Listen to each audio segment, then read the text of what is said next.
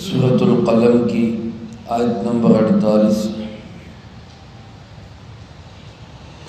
الحمدللہ وکفی وسلام علی عبادہ الذین اصطفی، خصوصاً علی سید الرسل وخاتم الانبیاء وعلی آلہ واصحابہ الاتقیاء۔ اما بعد فاعوذ باللہ من الشیطان الرجیم، بسم اللہ الرحمن الرحیم۔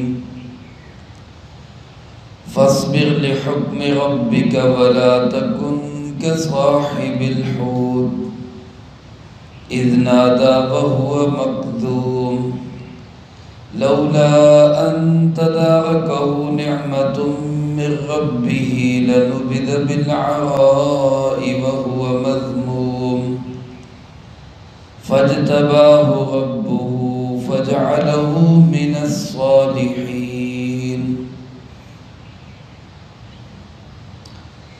فاصبر لحکم ربک، سو اے پاک پیغمبر صلی اللہ علیہ وسلم آپ صبر کیجئے اپنے رب کے فیصلے تک، ولا تکن کصاحب الحوت، اور مت ہو جائیے مچھلی والوں کی طرح، اذ نادى وهو مکظوم، جب انہوں نے پکارا اس حال میں کہ وہ پریشان تھے، لولا ان تدارکہ نعمت من ربہ، اگر ایسا نہ ہوتا کہ اس کے رب کی نعمت اس کا تدارک کرتی، لنبذ بالعراء، تو وہ ڈال دیا جاتا ایک چٹیل میدان میں، وہو مذموم، اس حال میں کہ وہ ہارا ہوا ہوتا، فاجتباہ ربہ، پس اس کو چن لیا اس کے پروردگار نے، فجعلہ من الصالحین، اور اس کو کر دیا نیک لوگوں میں سے۔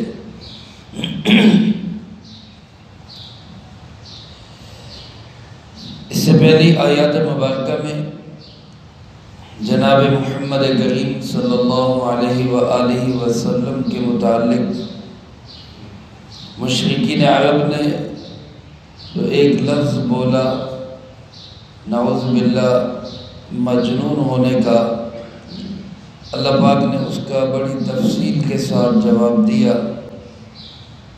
مشرکین عرب کو مختلف انداز سے سمجھایا بھی، ڈرایا بھی، دھمکایا بھی، اور ان کو آخرت کے انعامات بھی یاد دلائے۔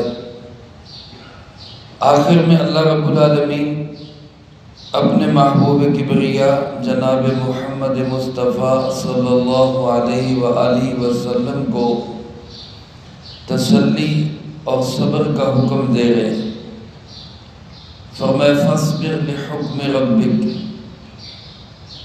اے نبی کریم صلی اللہ علیہ وسلم آپ صبر کیجئے اپنے پروردگار کے حکم تک۔ صبر دین ابراہیمی کا ایک بہت بڑا اصول ہے۔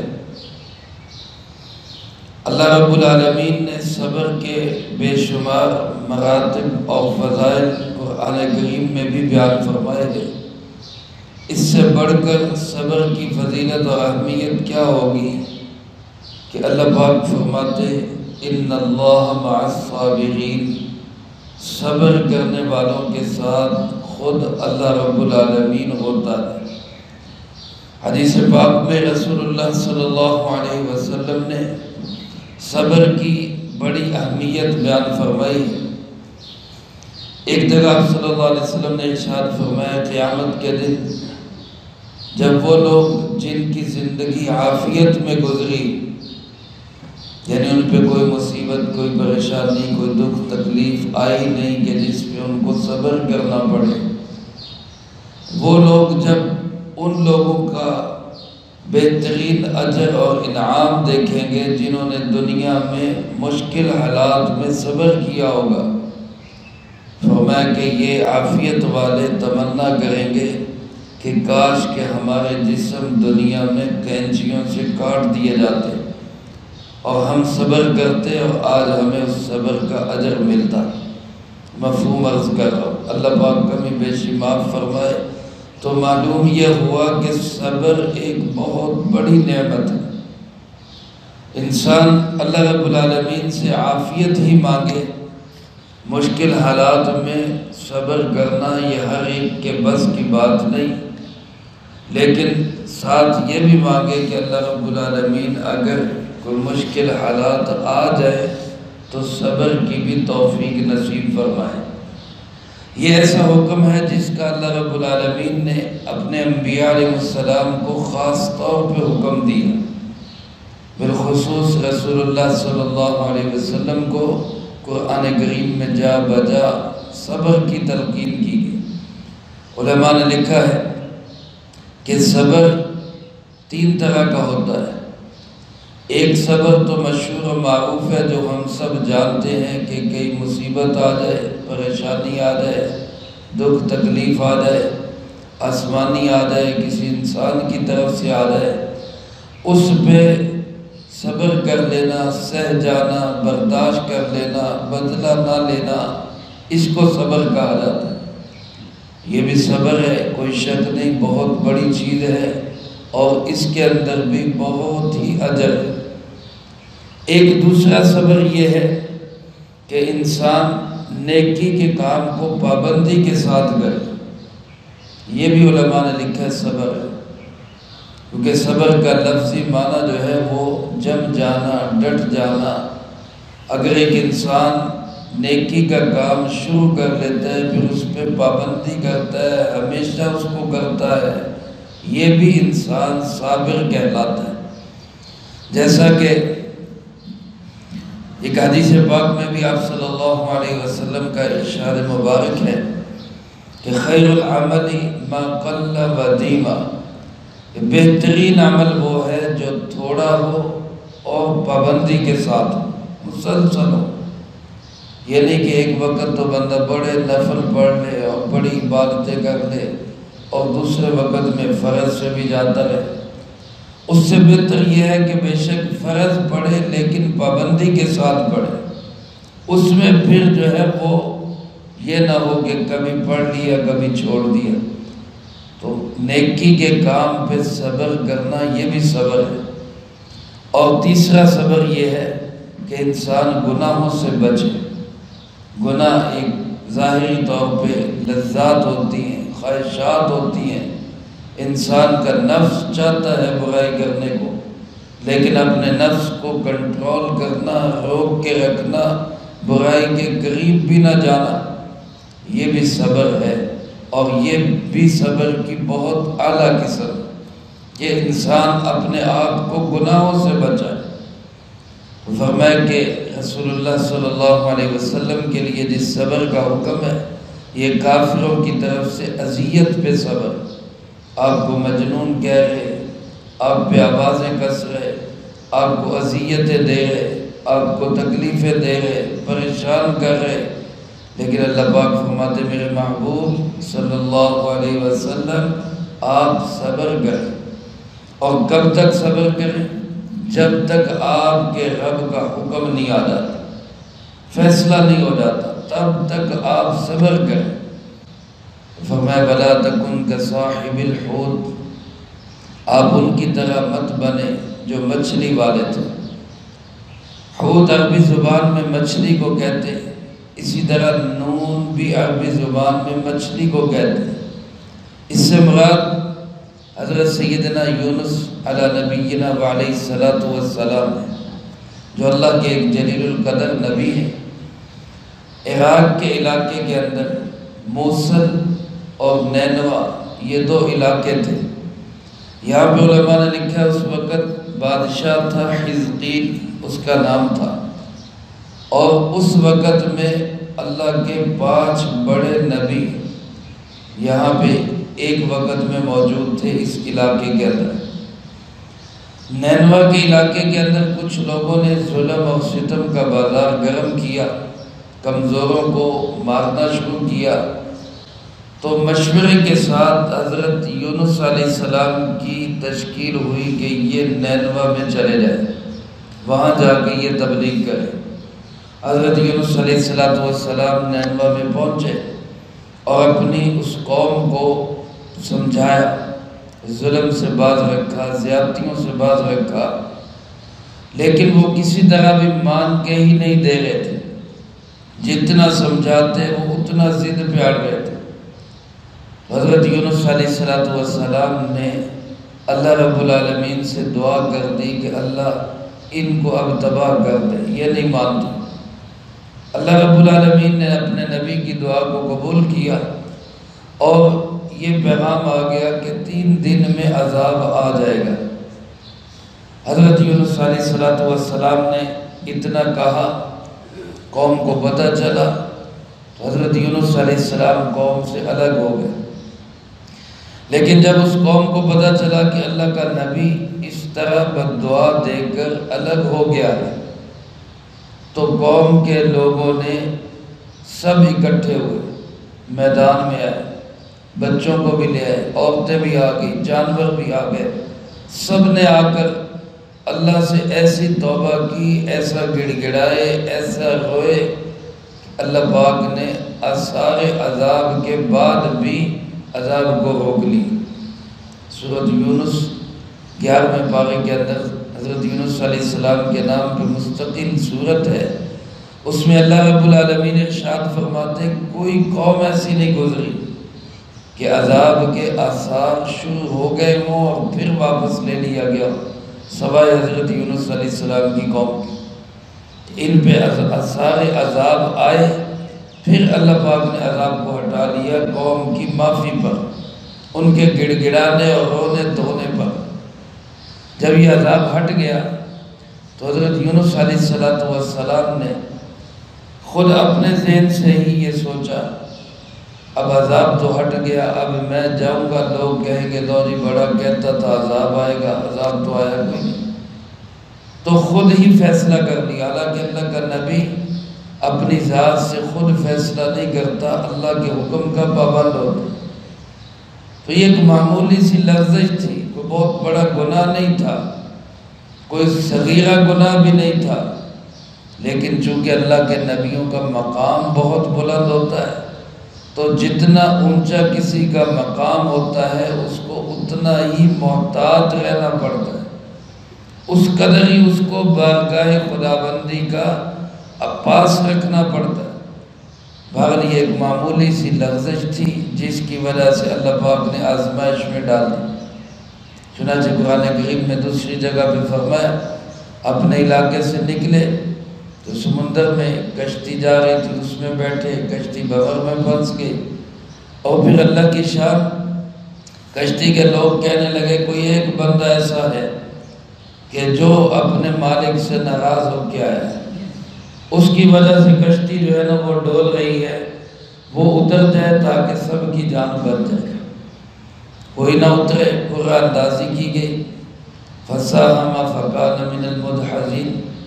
سورہ صافات میں اللہ پاک ارشاد فرماتے قرآن اندازی ہوئی تو نام بھی حضرت یونس علیہ السلام کا نہیں، یہی ہے۔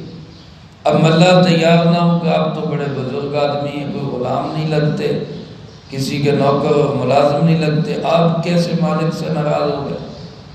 لیکن حضرت یونس علیہ السلام تو جانتے تھے، تو پھر خود ہی اپنے آپ کو سمندر کے حوالے کر دی تاکہ لوگوں کی جان بچ جائے۔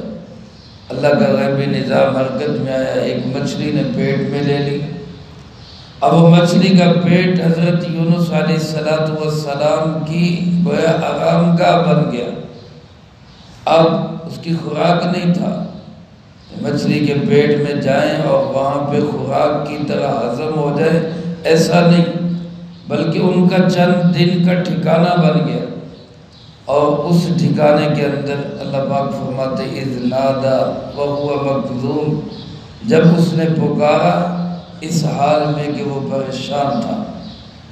حضرت یونس علیہ السلام نے اس مچھلی کے پیٹ میں، اس رات کے اندھیرے میں، اس سمندر کے اندھیرے میں ان تین اندھیروں میں کس کو پکارا؟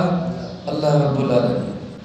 سورۃ الانبیاء میں اللہ پاک ارشاد فرماتے ہیں فنادى فی الظلمات، اندھیروں کے اندر اس نے پکارا، اور کن الفاظ سے پکارا؟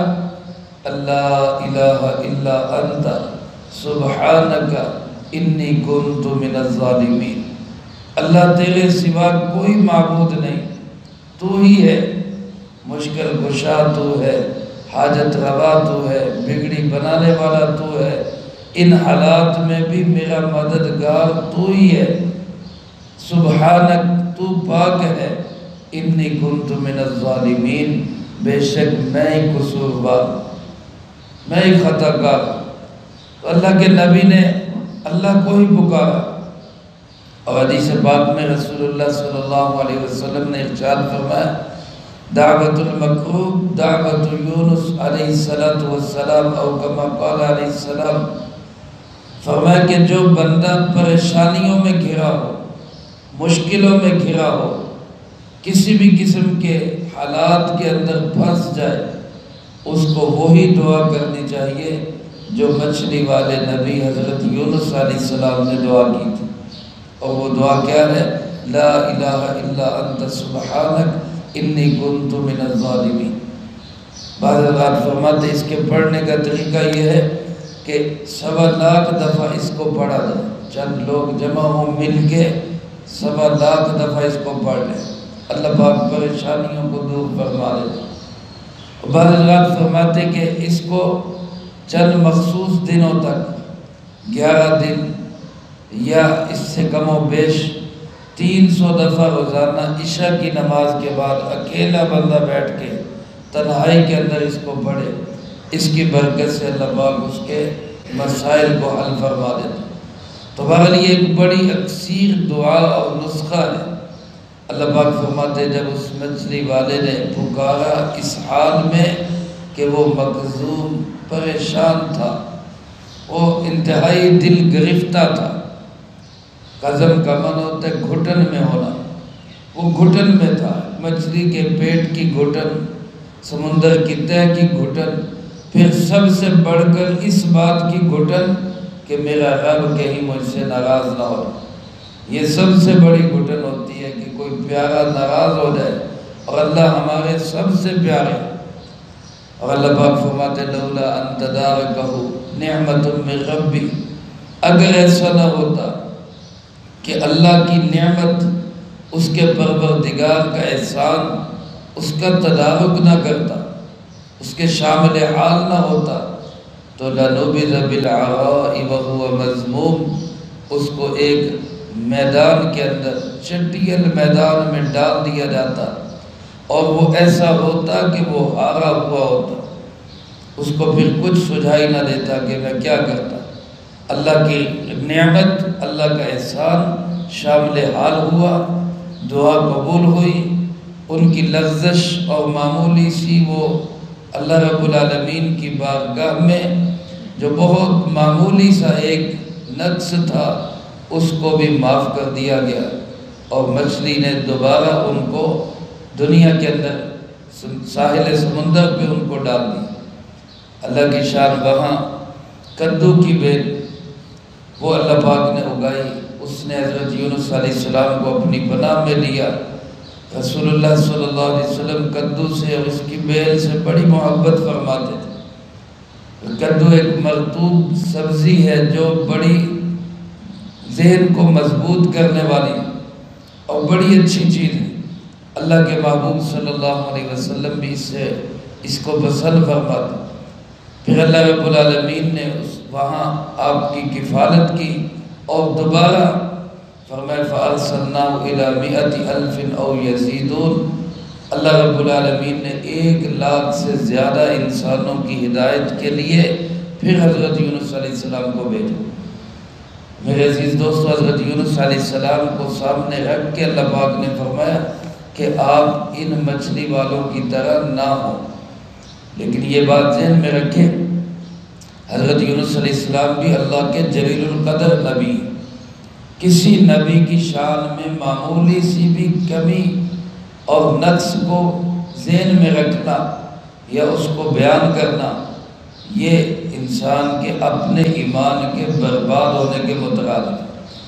اس لیے ہمارا کام نہیں، بلکہ علماء نے لکھا ہے انبیاء علیہ السلام سے اگر کوئی معمولی سی بارگاہ خداوندی میں لغزش بھی ہوئی ہے تو اس کو بطور لغزش کے بیان کرنا یہ بھی مکروہ تحریمی ہے۔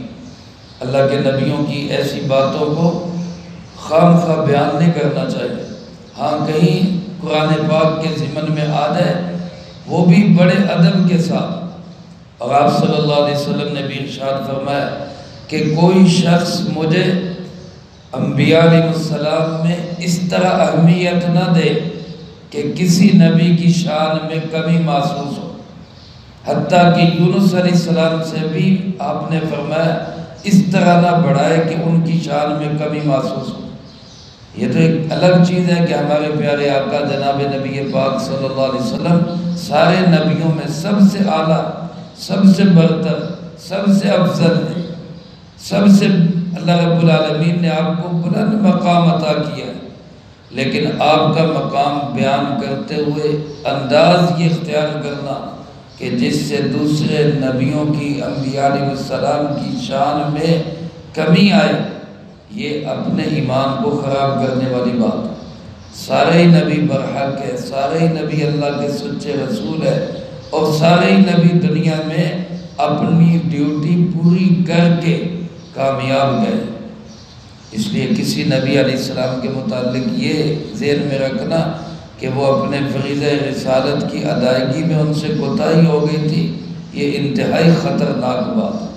بعض مفسرین تو نہیں کہنا چاہیے، مثلا ہمارے زمانے کے مولانا مودودی صاحب بڑے اچھے رائٹر تھے، بڑے ان کے قلم کے اندر ایک جاذبیت ہے، لیکن چونکہ ضابطے کا علم حاصل نہیں کیا تھا، علماء سے تلمذ حاصل نہیں کیا، اللہ والوں سے تعلق نہیں تھا، اس لیے تاریخ لکھتے ہوئے اور تفسیر لکھتے ہوئے بھی بہت سے مقامات پہ قلم وہ بہک گیا اور غلط باتیں لکھ گئے۔ انہی میں سے ایک بات یہ بھی لکھ گئے تھے کہ حضرت یونس علیہ السلام سے فریضہ رسالت کی ادائیگی میں کوتاہی، یہ بات بڑی خطرناک ہے، ایسا ہرگز نہیں، حضرت یونس علیہ السلام سے کوئی کوتاہی نہیں ہوئی، اللہ رب العالمین کے حکموں کو انہوں نے، رسالت کو، فریضے کو پورا کیا۔ یہ ایک معمولی سی لغزش تھی جس کی بنیاد پر ان کو ایک آزمائش میں مبتلا کیا گیا، اور وہ معمولی سی لغزش کیا تھی کہ اپنا فیصلہ وہ خود کر بیٹھے، اللہ کے حکم کا انتظار نہیں کیا۔ ایسا کہنا بھی غیر مناسب ہے، بالکل درست نہیں کہ فریضہ رسالت کی ادائیگی میں کوتاہی ہو۔ اللہ کے نبی کا تو مقصد ہی اللہ کا پیغام پہنچانا ہوتا، جس میں وہ کبھی بھی کسی قسم کی کوئی کمی نہیں کرتے۔ چنانچہ اللہ پاک نے خود ہی فرما دیا کہ ان کی پکار کو قبول کیا گیا، فَاجْتَبَاهُ، اللہ نے ان کو چنا، فَاجْتَبَاهُ رَبُّهُ، اللہ رب العالمین نے ان کو منتخب کیا، چنا ان کو، اور فَجَعَلَهُ مِنَ الصَّالِحِينَ، اور ان کو اللہ نے نیک لوگوں میں سے بنا دیا۔ جس طرح باقی انبیاء علیہ السلام اللہ کے برگزیدہ نبی، اسی طرح حضرت یونس علیہ السلام بھی اللہ کے برگزیدہ اور محبوب پیغمبر۔ اللہ مجھے آپ کو سب کو سارے انبیاء علیہ السلام کی شان اور عقیدت کو دل میں رکھنے کی توفیق نصیب فرمائے، اور قرآن و سنت کی صحیح سمجھ نصیب فرما کر عمل کر کے دوسروں تک پہنچانے کی توفیق عطا فرمائے۔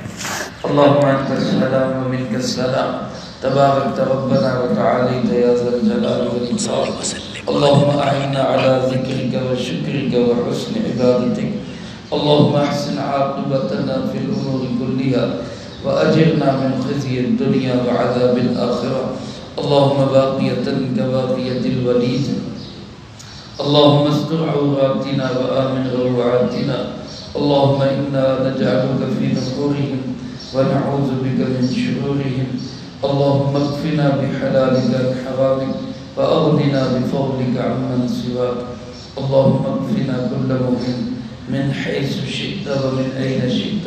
رب اغفر وارحم وأنت خير الراحمين. رب ارحمهما كما ربياني صغيرا. اللهم ربنا تقبل